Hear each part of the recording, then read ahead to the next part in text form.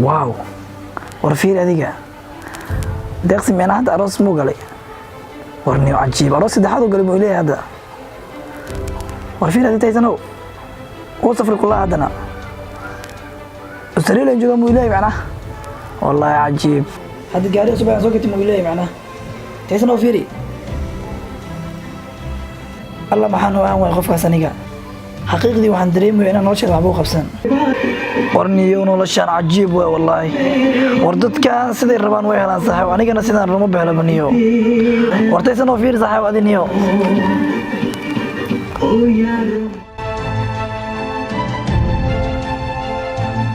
warniyo fiiradi maxamed lagu baxo taagay asigana jabalku jooga xaqiiqdii wallahi inuu moogin ani waxaan sameeyay saaxiib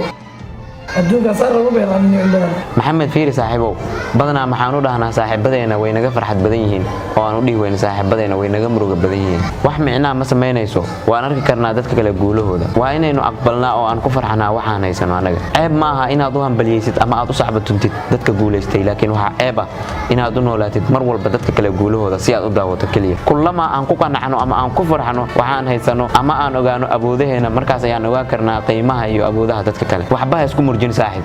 wax qof kale uu haysto ama uu sameeynayo waxba kaama bedelaysa taas adiga nolosha waa inaad ku noolaatid tad adiga haysato saaxiibow dunidan qof dhameystiran ma jiro qof rabana ma jiro inaad noqotid qof dhameystiran noloshaada ku faraxsanow waayo adiga ayaa og waxaad adiga tahay iyo waxaad noqon doonto inta